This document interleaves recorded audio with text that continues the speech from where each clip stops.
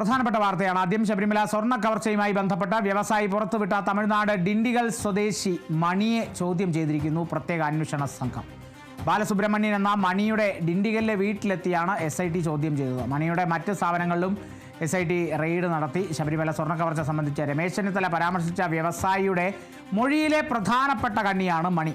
ഉണ്ണികൃഷ്ണൻ പോറ്റി ഇടനിലക്കാരനായി 4 പഞ്ചലോഹ വിഗ്രഹങ്ങൾ കടത്തിയെന്നായിരുന്നു വ്യവസായിയുടെ മൊഴി.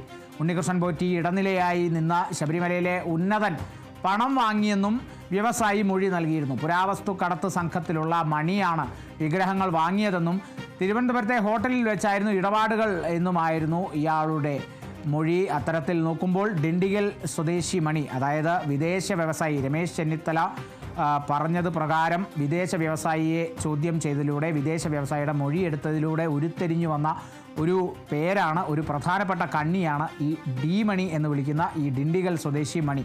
ഡയമണ്ട് മണി എന്നും അയാൾക്ക് പേരുണ്ട് എന്ന് പറയുന്നു.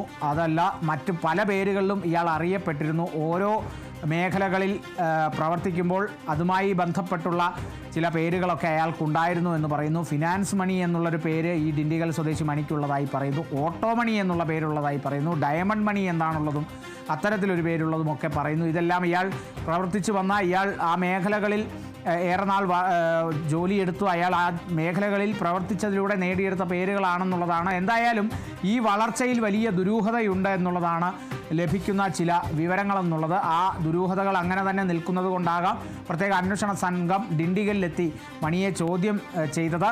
ആ ചോദ്യം ചെയ്തതിലൂടെ നിർണായക വിവരങ്ങൾ SITക്ക് ശേഖരിക്കാനായി എന്നാണ് കരുതുന്നത്. ഈ 4 പഞ്ചലോഹ വിഗ്രഹങ്ങൾ, അതായത് ശബരിമലയിലെ 4 പഞ്ചലോഹ വിഗ്രഹങ്ങൾ ഈ ഡിണ്ടിഗൽ, അതായത് ഉണ്ണികൃഷ്ണൻ പോറ്റിയുടെ ഇടനിലക്കാരനായി ഉണ്ണികൃഷ്ണൻ പോറ്റി നിന്നുകൊണ്ട് ഡി മണി വിറ്റു എന്നുള്ളതാണ് വിദേശ വ്യവസായി അടക്കം പറയുന്നത്. അത് ഡി മണിയാണത് വാങ്ങിയതെന്നാണ് പറയുന്നത്. ശബരിമല ദേവസ്വം ബോർഡിലെ മറ്റൊരു ഉന്നതൻ ഇതിൽ ഉൾപ്പെട്ടിട്ടുണ്ട് എന്നുള്ള വിവരങ്ങളൊക്കെ നമുക്ക് ലഭിച്ചിട്ടുണ്ടായിരുന്നു. ഡി മണിയിലൂടെ, അല്ലെങ്കിൽ ഡിണ്ടിഗൽ സ്വദേശി മണിയിലൂടെ ആ ഉന്നതനിലേക്ക് എത്താമുള്ള പ്രതീക്ഷ പ്രത്യേക അന്വേഷണ സംഘത്തിനും ഉണ്ടെന്നുള്ളതാണ്. പക്ഷേ രഹസ്യാത്മകമായ അന്വേഷണമായതുകൊണ്ട് തന്നെ ലഭിക്കുന്ന വിവരങ്ങൾ എന്ന് പറയുന്നത് വളരെ കുറവാണ്. ഈ ഒരു ഘട്ടത്തിൽ ലഭിക്കുന്ന ദൃശ്യങ്ങളടക്കം, ഈ ദൃശ്യം നോക്കിയാൽ കാണാം, ആ ദൃശ്യത്തിൽ കാണുന്നതാണ് ഈ ഡിണ്ടിഗൽ സ്വദേശിയായിട്ടുള്ള മണി എന്ന് പറയുന്നത്. ഒപ്പം മണിയുടെ ചില പരാമർശങ്ങളും കൂടി ഈ മണിക്കൂറിൽ വരുന്നുണ്ട്.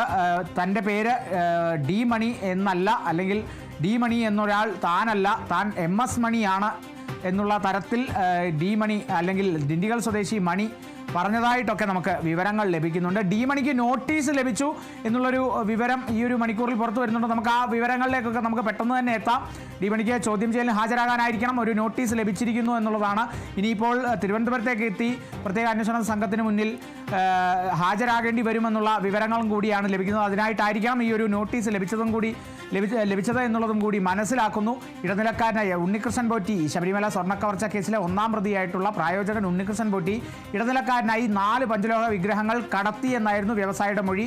ആ കടത്തലിന് ഈ ഇടനിലക്കാരനായി ഉണ്ണികൃഷ്ണൻ പോറ്റിക്കൊപ്പം ഉണ്ടായിരുന്നത് ഈ ഡിണ്ടിഗൽ സ്വദേശിയായ മണിയാണ്. മണിക്ക് ഇതിൽ വലിയൊരു പങ്കുണ്ട്. വലിയ പുരാവസ്തു തട്ടിപ്പ് സംഘത്തിലെ കണ്ണിയാണ്, പ്രധാനപ്പെട്ട കണ്ണിയാണ് ഡിണ്ടിഗൽ സ്വദേശി മണി എന്നുള്ളതൊക്കെയായിരുന്നു മുതിർന്ന കോൺഗ്രസ് നേതാവ് രമേശ് ചെന്നിത്തല പറഞ്ഞ ആ വിദേശ വ്യവസായിയുടെ മൊഴിയിൽ നിന്നും ലഭിച്ച വിവരമെന്നുള്ളത്. ആ വിവരമനുസരിച്ചാണ് ഡിണ്ടിഗൽ മണിയെ ചോദ്യം ചെയ്തത്. ഡിണ്ടിഗൽ മണിക്ക് ഇപ്പോൾ നോട്ടീസ് ലഭിച്ചതായും വിവരങ്ങൾ ലഭിക്കുന്നു. സ്വർണ്ണക്കൊള്ളയിൽ ഒരു നോട്ടീസ് ഡി മണിക്ക്, അതായത് ഡിണ്ടിഗൽ സ്വദേശി മണിക്ക് ലഭിച്ചിരിക്കുന്നു. അന്വേഷണ സംഘത്തിന് മുമ്പിൽ ഇനിയുള്ള ദിവസങ്ങളിൽ ഏതെങ്കിലും ഒരു ദിവസം ഹാജരാകേണ്ടി വരും, അല്ലെങ്കിൽ ഹാജരാകണം എന്നുള്ളത് ചൂണ്ടിക്കാട്ടിയിട്ടുള്ള ഒരു നോട്ടീസാണ് ഡിണ്ടിഗലിലെ വീട്ടിൽ ഈ ചോദ്യം ചെയ്യലിന് ശേഷം ഈ അന്വേഷണ സംഘം നൽകിയത് എന്നുള്ളതും കൂടിയാണ് മനസ്സിലാക്കുന്നത്.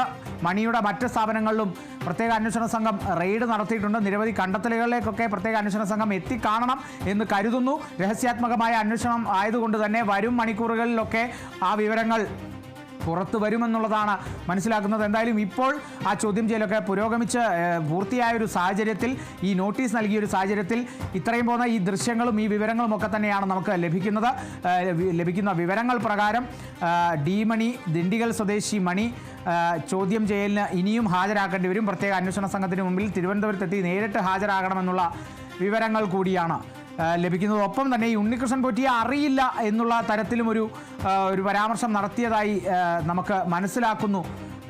നമ്മൾ മനസ്സിലാക്കുന്നു.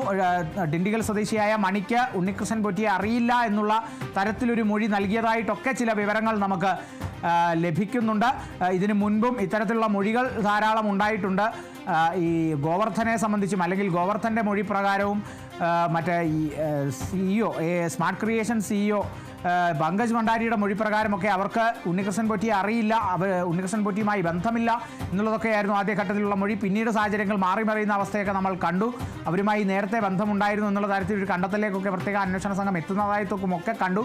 ഇപ്പോൾ നിലവിൽ ഡിണ്ടിഗൽ സ്വദേശി മണിയെ സംബന്ധിച്ച് ഡിണ്ടിഗൽ സ്വദേശി മണി പറയുന്നത് ഉണ്ണികൃഷ്ണൻ പോറ്റിയുമായി ബന്ധമില്ല എന്നുള്ളതാണ്. പക്ഷേ വിദേശ വ്യവസായിയുടെ മൊഴി പ്രകാരം ഉണ്ണികൃഷ്ണൻ പോറ്റി ഇടനിലക്കാരനായി ഡി മണി ഈ 4 പഞ്ചലോഹ വിഗ്രഹങ്ങളുടെ കച്ചവടം നടത്തിയിട്ടുണ്ട് എന്നുള്ളതാണ് മനസ്സിലാക്കുന്നത്. അപ്പോൾ വരും ദിവസങ്ങളിൽ നോട്ടീസ് അടക്കം ലഭിച്ച സാഹചര്യത്തിൽ പ്രത്യേക അന്വേഷണ സംഘത്തിന് മുമ്പിൽ ചോദ്യം ചെയ്യലിന് ഹാജരാകണം, തിരുവനന്തപുരത്തേക്ക് എത്തണമെന്ന് പറഞ്ഞിരിക്കുന്ന ആ ഒരു സാഹചര്യത്തിൽ ഇനി അങ്ങോട്ട് ഡി മണിയെ സംബന്ധിച്ച് ഡിണ്ടിഗൽ സ്വദേശി മണിയെ സംബന്ധിച്ച് എന്തൊക്കെ നീക്കങ്ങൾ ഉണ്ടാകും, മണിക്കെതിരെ ഗുരുതരമായ കണ്ടെത്തലുകൾ ഉണ്ടായിട്ടുണ്ടോ, സ്ഥാപനങ്ങൾ റെയ്ഡ് ചെയ്തതിലൂടെ വിവിധ കണ്ടെത്തലുകളൊക്കെ പ്രത്യേക അന്വേഷണ സംഘത്തിന് ലഭിച്ചിട്ടുണ്ടോ എന്നുള്ളതൊക്കെയാണ് ഇനി അറിയാനുള്ളത്.